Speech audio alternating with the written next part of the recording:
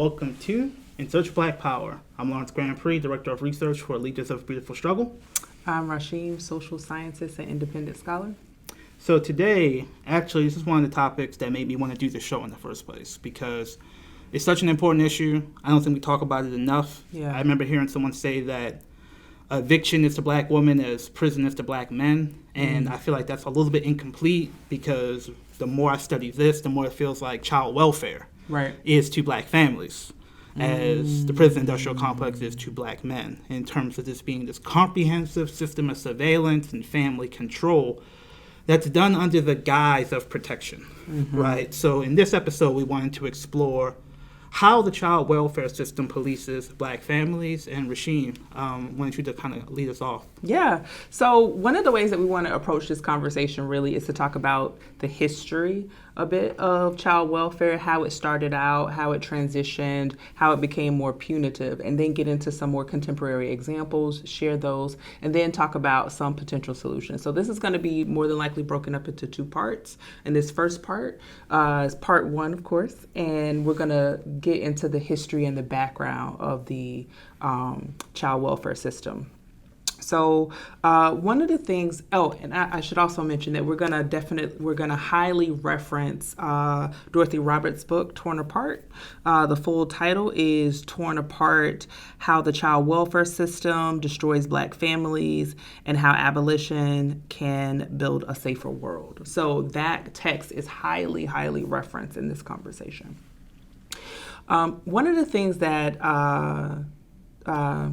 Dorothy Roberts talks about at the beginning when she's talking about the history, she talks about how separation of families was definitely a really key and instrumental part of slavery.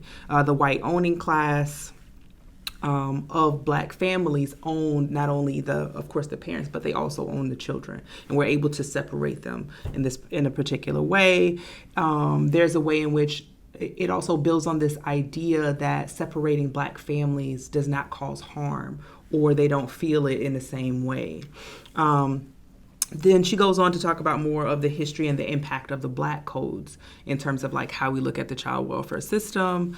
And then one of the things that came up in the black codes was she talks about this apprentice program, where what would happen is and this would happen directly after slavery. So the white owning class would petition the courts to be able to have black children in their home to work. And part of that petition was to say and to prove or to demonstrate that those black children would be safer, better cared for in the homes of these white families. That was a major mechanism of this effort. Rashim, can you just briefly explain the black codes in case anyone needs an explanation about what those are? Oh, sure. So one of the things with the black codes is it was basically a way of maintaining control post-slavery of black families. So black codes, there was all kinds of, what are some other examples of things like vagrancy laws. Yeah. Where it's like you have to be found to have money in your pocket, or else you're going to assume to be a vagrant, and then they'll put you on the chain gang. Just kind of a mechanism of social control that was specifically targeted to free black folks. So kind of as, of course, Reconstruction was ripped apart, they allowed for this new system of control to kind of replace the slave system in terms of legalizing. I mean, again, mass incarceration was never truly mass. It was usually targeted at people who were seen as threats to civil society, which were particularly young black men. And this is a way to kind of lock them into a new system of control. Right. So it just perpetuates this, basically this history of social control and oppression. It's slavery by another name, control by another name. One of the things that also happened is that early on, for example, access to welfare was not available to black families initially, in the way in which we see it today.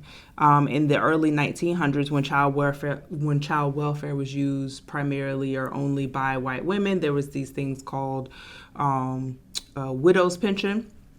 and that was given to mothers to help them to keep their families intact.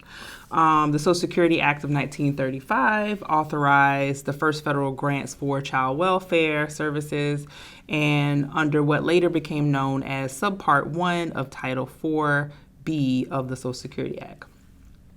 During that time, of course, again, I want to emphasize this point that African American children were virtually excluded from openly segregated child welfare services until around about World War II.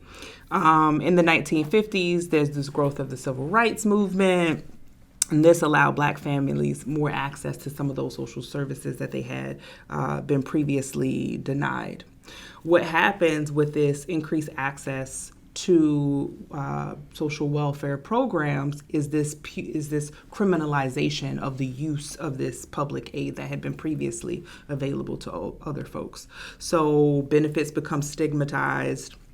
In the 1950s, you start to see this shift towards more strictly determining like who can get access and who can't get access to it. So there's man in the house policies that are set in place. Whether or not a mother was wed or unwed becomes a key factor in whether or not a person could get access to funds. Yeah, and another way to think about this is there's a northern migration happening. So a lot of these social services that were not available in the South. But when Black folks from the South start coming up north, they start causing this problem because northern states recognize a right to basic welfare through the state. Obviously, northern states are supposed to be progressive and better than the deep South, so they have this problem where they don't want white people's tax dollars to go to Black people. They never really had to worry about it as much because the scale of the Black population was never as high in the north as it was in the South. With northern migration, there becomes this concern within the liberal white welfare community that basically these southern folks are coming up, they're not civilized, they are vectors of disease. The family itself is seen as pathologized, and that's of course where a lot of the urban league social work mentality comes from. But within the context of family regulation, I just think it's really important to understand that all the mutual aid work that Black folks did in their past in terms of the long history of mutual aid, so things like Collective Courage, there's books written about the mutual aid societies, they were important because there was always this threat of if you couldn't take care of your child, they could be taken away from you. So it wasn't just good stuff Black folks were doing for the sake of doing it. There was always this threat of if the male breadwinner died, then what would happen to the family, right? So there's this long history of potential family separation that then comes into stark relief when you start talking about how the welfare system engages Black families in the 50s, 60s, 70s, 80s, and onwards. I think that's such a key point that you bring up in terms of like the impact that it has on the entire family, and that connection to. It reminds me a lot of the cult of true womanhood. Which is a term that Barbara Welter studied, researched, and coined several years ago. But it's this concept of what it is to be a true woman, and some of those ideologies or things that connect you to making you a true woman is reliance on a male breadwinner, other things like being wed. So that some of those values and some of those things highly influenced the social welfare system, the child welfare system, and determined who got access to aid and who got access to care. So folks whose behavior were deemed immoral would be denied access to financial assistance. So they wouldn't be denied based on they don't need it. It was whether or not your behavior was moral or considered immoral. In the 1960s, in what became known as the Louisiana incident, Louisiana expelled 23,000 children from its welfare rolls because it was determined that their mothers had a child born outside of marriage. So that's 23,000 children who don't have access to very much needed care and assistance because their mother was not married when they gave birth. That became known as the Fleming Rule in the 1960s. And then there's this continual evolution in the way in which child welfare comes along. So we have aid to dependent families.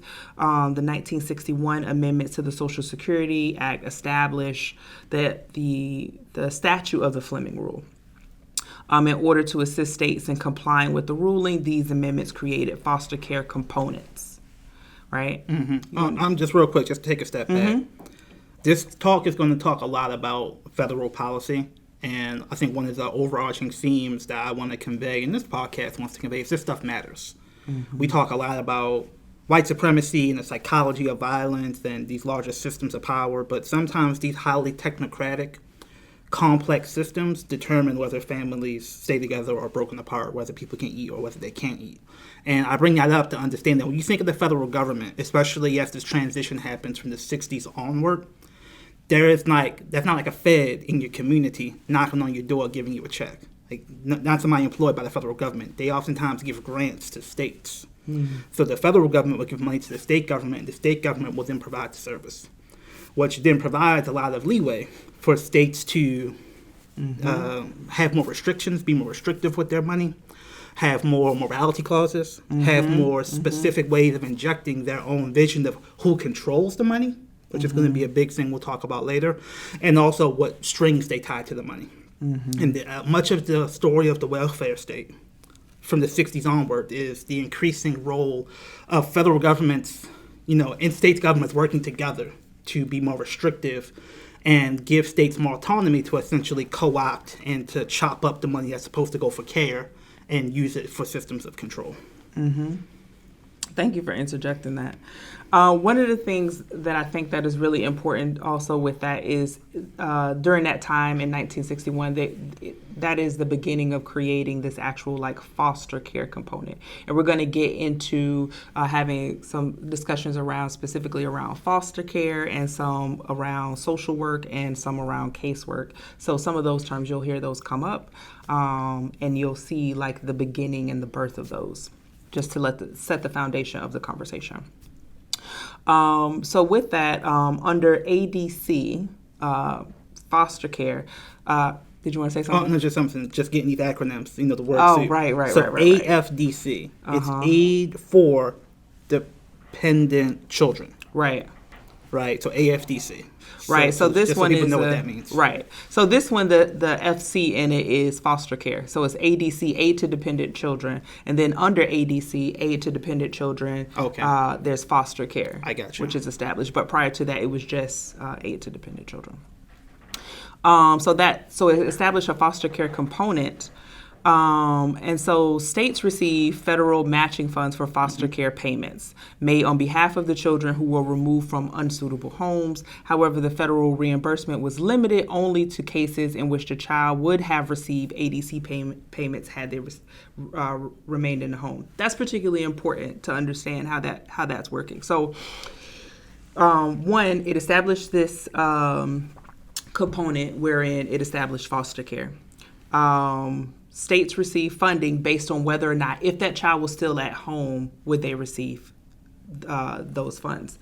Now, so if the mother was unwed, they would not have received those funds. Wow. So if there's just several different components of if the mother was deemed immoral. And it's so interesting to me how much of this is connected to the mother's morality and behavior, and the absence or lack thereof of the father, not actually based on the child, caring for the child and what their actual needs were. It's a lot of these sort of morality clauses. So that's very important, also important to know. So the present day link between eligibility for foster care and reimbursement and eligibility for AFDC has its roots in those amendments, in some of those amendments that I just shared. So now moving on and further developing this. So the original Social Security Act also created the Aid to Dependent Family, ADC, program in order to help states provide financial assistance to needy dependent children. Now, in 1962, this program was renamed Aid to Families with Dependent Children. I know it's a whole lot of ADFC. The letters get all mixed up and jumbled. But today, or more presently, what you're probably most familiar with hearing is TANF. TANF is Temporary Assistance to Needy Families. They're a block grant program that was established in the 1960s. Now, again, this is still increasing to some degree access to some of these resources to Black and brown families. And with this, again, the stigma increases. So you have this advent of terms like the welfare queen that starts to become more prevalent. Now, this term originates from a media report in 1974, and it was super popularized by Ronald Reagan. Yeah, so this is Reagan being like, she has 2 Cadillacs and eats steaks every day. She lives like a queen. She wears a fur coat. In Chicago, they found a woman who holds the record. She used 80 names, 30 addresses, 15 telephone numbers to collect food stamps, Social Security, veterans benefits for 4 non-existent deceased veterans' husbands, as well as welfare. Her tax-free cash income alone has been running $150,000 a year. Yeah, this is Reagan wilding out. But the thing I wanted to bring up is TANF used to be cash. Like, used to be on the welfare, as I remember them jokingly calling it back in the day. Like, you got cash money from the government. That idea was very much, when you tie that cash payment to American racism, you get an explosive reality in American politics.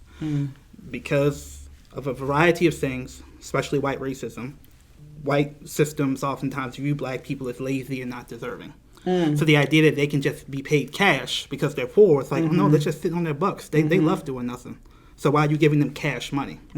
So this idea of hedonism, Black people being sensual people, sort of, again, ties to the welfare queen mythology.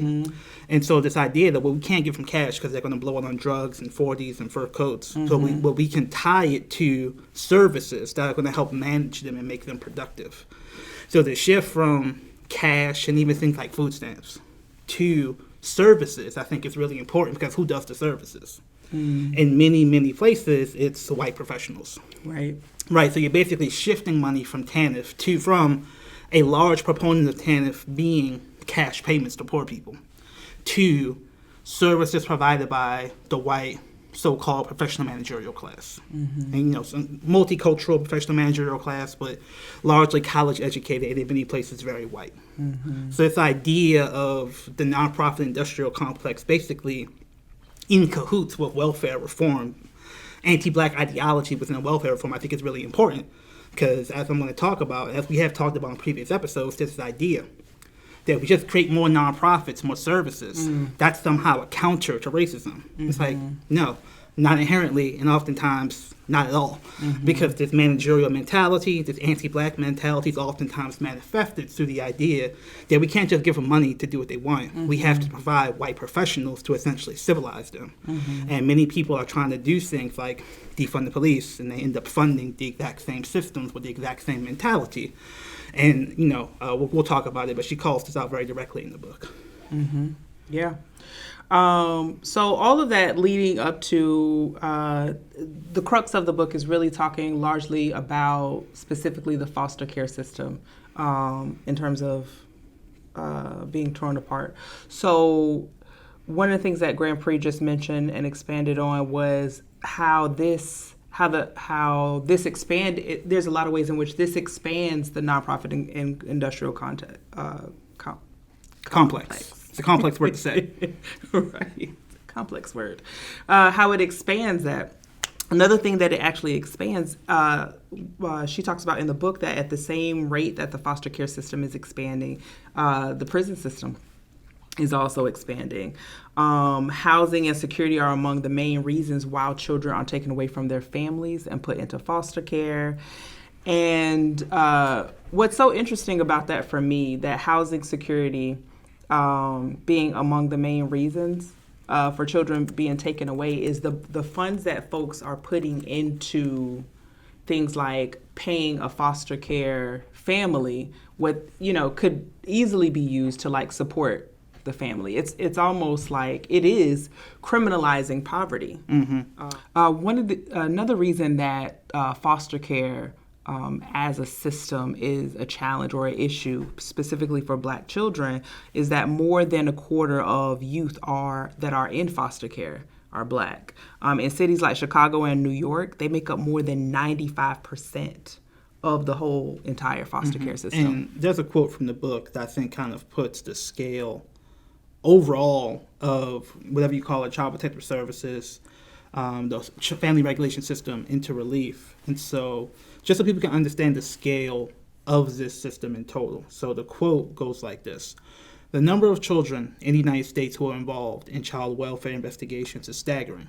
A team of leading social work researchers recently counted for the first time the chances that children will be investigated by CPS for child treatment over the course of their lifetimes. Their past-breaking study published in 2017 estimates that more than one-third of all children, 37.4%, experience a CPS investigation at least once by their 18th birthday." Could you say that again? 37.4% of all children in the United States experience a CPS investigation at least once for their 18th birthday. The figure for Black children is even more astounding. More than half, 53%, are subjected to a CPS investigation at some point during their childhoods, almost twice the lifetime prevalence for white children, 28.2%. So again, an investigation does not mean your kids are taken away. An investigation does not mean that you're sent to an orphanage. But it means that at some point, CPS will get some information and look into it. So whether that's the kids calling, the neighbors calling, the neighbor who's mad at you, Right. So the idea of we have this massive system of social control, and the majority of Black kids will be in its crosshairs at some point in their lifetime. I think it's staggering. I think it's incredibly under-talked about given that scale. Absolutely. I think that the scary thing for me, too, and I wish I would have remembered to quote this and pull this directly from the book, but the percentage of cases that are started that end up turning up absolutely nothing, it seems like it just seems astounding that would still be deemed a legitimate source of information. It also introduces one of the things that Grand Prix mentioned earlier is that once that case starts, does not mean that your child will be taken away, but it does start the investigation, which does seem, in some ways, that could seem minor and like it's nothing. But in a few moments, we're going to share some examples where the simple reporting or duty to report or mandatory reporting that happens at hospitals, at schools, at other places, largely where social workers are, end up being detrimental for families, for the children, or in a lot of cases supposedly meant to help the children, but end up making it a whole lot worse. So there's a lot of ways in which caseworkers, social workers collaborate with police or the state. And just to get this argument out of the way, because there is the argument based upon the previous conversation we had that, and we'll talk about this more later, but, well, it's a disproportionate percentage of Black kids. But like they say with crime, what if Black people commit more crimes? Maybe that's why they're arrested more. Mm-hmm. But they say with CPS is maybe Black mothers are more abusive. That's why there are more investigations. So just so we can nip that argument in the bud before we move on, this is something that Dr. Roberts obviously addresses. And she writes that since the 1990s, child welfare researchers have tried to determine the role of race in child welfare decision-making. Are Black children investigated and removed from their homes at higher rates because of their race or because of other factors that make them more vulnerable to CPS interventions? Does poverty rather than race explain Black children's overrepresentation in the system? For 30 years, the National Incident Study, a federal government study of child abuse and neglect, seemed to some experts to settle the question. In the first 3 studies, revealed no statistically significant differences in child maltreatment rates between Black and white homes. In fact, the 3rd study found that after controlling for social economic status, Black children were less likely to be maltreated than white children. Some child welfare critics point to the discrepancy between black families' lower rates of maltreatment and higher rates of system involvement as compelling evidence the system was racially biased. So just so people understand, people have addressed the argument, and we'll get to it more about child safety, but it's not a question of more black parents being abusive or neglectful. That's kind of what we talked about previously. There are African cultural concepts of valuing children. That means that even in the face of poverty and stress, that the rates of abuse apparently are lower in black families than white families, but that's obviously not the results of the system. So some of the examples that happen in terms of where CPS is called, and we'll also show some of the impacts and show examples of some of the impacts of those investigations. So one of these examples is Vanessa Peoples. She was a 25-year-old nursing student at a family picnic. She has two toddlers. One of her toddler runs off, as toddlers tend to do when they're outside playing. A woman grabs her toddler, holds her, calls the police, and when Vanessa comes over to retrieve her child, she's telling the woman, this is my child. And the woman does not believe her that it's her child. I'm not sure why, but she calls the police. The police come, and she tries to tell the police officer that it's her child. The police officer does not believe it's her child. Then she motions for her family to come over. Her family say, yes, this is her child.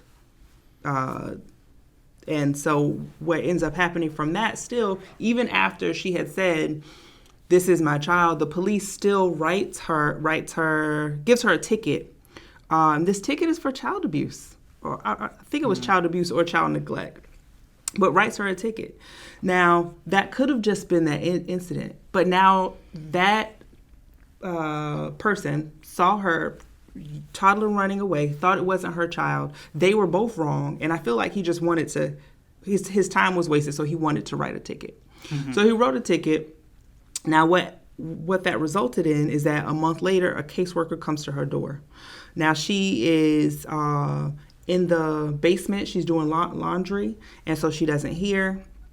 And her children, the caseworker can see her children through the window. After she's able to see them through the window, she then calls the police. 3 police officers come to the house. At this time, then the mother comes up. She hears the police officers. One of the police officers draws a gun. She asked them to leave. They would not leave. One of them, the police officer then grabs her by her throat, slams her on the ground, and put handcuffs on her ankles and put handcuffs on her wrists and carries her out like that. And she said, of course, that she felt like she was being treated like an animal. Now, by the time they put her in the car, 7 police officers were there. Now, before we even get to the footage, let's go back. She's in the park. She has 2 children. One of her children runs off. Somebody sees the child run off. They think it's not her child. She's chasing behind her child. They think it's not her child. They hold the child, call the police. The police come out, issue her a ticket for child abuse for her toddler running off. And that set in motion for police to be able to come to her house, draw their guns. I think, is that called hog tying? I think so. They tied her ankles, tied her wrists, and then made a connecting rope to her feet and to her wrists and carried her out. So the footage is really graphic. I don't know if we're going to show a lot of it. We'll at least have some stills so people understand this is body camera footage. So it's just like what you would see with like a police brutality incident. But these are not someone being accused of a crime on the street. This is someone coming to someone's house off a mere accusation of some random person in the park. So this is kind of what people talk about when you build this. People don't like to call it the child welfare system, even the term. You need to call it the family management, family regulation system, because this is an entire apparatus of control. And in her mind, she's like, why are you here? A random person thought my kid wasn't my kid. And that gives you the right to come here and assume that there's actually something going on wrong. So these are not incidences of abuse from foster care or orphanages, which I think we might get to a little bit later. This is mere accusations, random incidences unleashing the full power of the state violence against these people. And I just think people need to understand that just the mere accusation can create so much fear and so much anxiety. And this is just a system that we have ubiquitously around the country. Anything pops off, any argument with a teacher, any argument at trying to get food stamps, you can get put in the system. And that's how you get over 50% of black kids being put in that system at some point. Mm-hmm. I think one of the things, too, is that the ways in which this, two things, really. One, the collaboration with police officers. It didn't seem remotely necessary for that caseworker at that time to call the police whatsoever. But then the violence that's enacted on her, the trauma that her children must have experienced, her own trauma, and then in this situation, she's told to plead guilty. She does so. She's put in jail. She gets out of jail. She can't find an apartment. It's hard for her to get an apartment, and she can't get a job as a nurse because she's pled guilty to child abuse. Mm-hmm. That's just one of the cases. Another situation where we have this mandated reporting, and this is a collaboration between a caseworker, or actually doctors, the medical field, and the social work system. So a young man, Denier, and his partner, Saisha Mercado, they took their 13-month-old child to a hospital in St. Pete. At the time that they took their 13-year-old child to the hospital, Miss Mercado was pregnant. Now, her son was having a challenging time from switching from breast milk to more solid foods. So they took him to Johns Hopkins All Children Hospital, and the staff there called and reported the 13-month-old as malnourished. DCF took the child from them on site at that point. 6 months later, their daughter was now born. Remember, she was pregnant at the time. Their daughter was now born. They're driving in the car. Their daughter is newborn, 10 days old. They're pulled over. And when they're pulled over, they are detained by the police. This happened in August 2021. They're detained by the police and this mother is forced to hand over her 10-day-old baby. In the video, Saisha Mercado, she's pleading with the women who are taking, two white women who are taking her child. She's saying, I'm a human, I'm a mother. Can't you see my baby is happy? My baby is healthy. Why are you doing this? And they still take the child. Now, at this point, they have her 13-month-old, and they have her other child that's 10 days old with a report from the hospital that her 13-month-old was malnourished. One of the things that you could also find on the internet is that when they were at the hospital, their 13-month-old, Amin Ra is his name, you could see footage. It does not look like a malnourished child. I think that one of the things that happened is this family is a holistic family. Mm-hmm. They're vegan. I think that these things added to an additional bias. The child's name is Amin Ra. Right. The child's name is Amin Ra. Like all of these things, I think it gave way to just basically additional bias. And so now eventually the children were given back to their parents. But you still have this thing that happens. You go to the hospital. Mm-hmm. You're going to the hospital with your child because you want your child to receive care, mm-hmm. right? If you're trying to abuse them or malnourish them, you're not taking them to the hospital. You're taking them to the hospital. Oh, this child is malnourished, and that's all that is needed for them to take her child away on site. And then to say, okay, we took your other child away, so this new 10-day baby is, mm-hmm. is going to be at risk. Yeah. So a few things. I think this just goes to show you that people talk about, we need a public health approach to social justice. We need to replace punitive policing with public health. But this is what can happen when you assume the public health apparatus is amenable to Black humanity. Because what is happening is that these doctors and these nurses, these medical professionals, have a veneer of credibility because they're not cops. They're medical professionals who've gone to school and have advanced degrees. So when they tell the cops something's wrong, the cops feel and the courts feel extra justified in going the full measure.